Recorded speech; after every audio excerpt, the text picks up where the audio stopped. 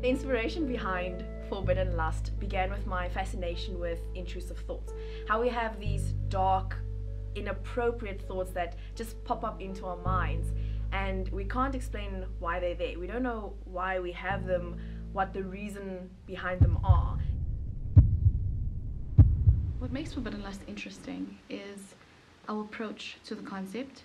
The concept at its core being about intrusive thoughts, and how just one unwanted dark thoughts in your mind can take over completely until you act on it. I find it interesting how we use forbidden lust as a conduit to portray internal struggle when trying to decide between right and wrong.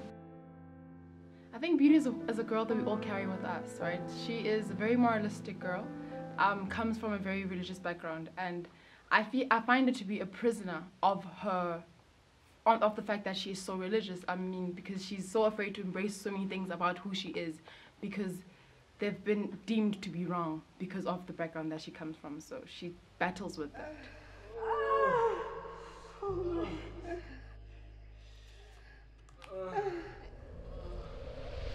We bring the story to life by physically portraying the world of the mind of the character, which we divide into two categories. We have the part that she created for herself, which represents who she truly wants to be, and the other part which represents her darkest, deepest side that's hidden within her, which is where her temptations lie and where her desires lie.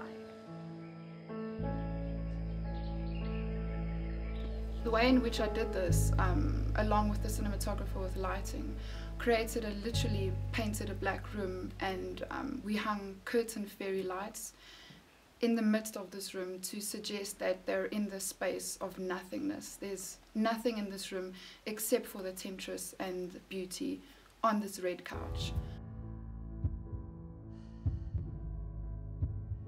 The makeup change in the film represents that for the first time Beauty actually lets go of who she actually is, like her being so moral and her being so spiritual.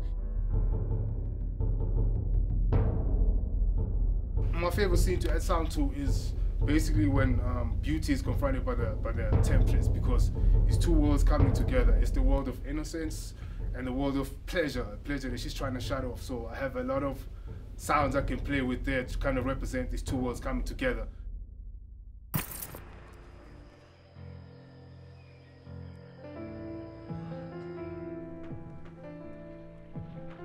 A real challenge for us in making this film, I would have to say, occurred in the narrative process. We had to be careful in how we convey the story.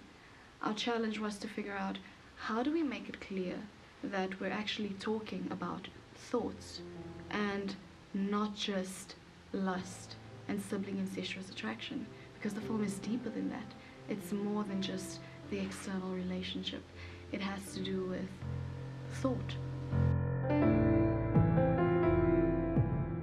At the end of the day, no matter how pure you are, no matter how innocent you are, how holy you would like yourself to believe you are, no mind goes untainted, and no person can escape temptation.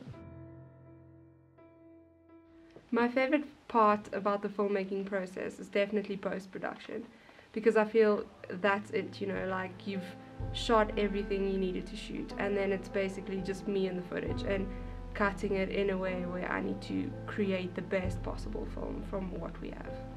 Being on set for me is like following a passion of mine. Being on set, I love the vibe, I love how everybody comes together and we create things. Being on set is a really fun thing, yet also a way to show who who I am and what I can do in my skills. Hey, well done, boss. I feel like we did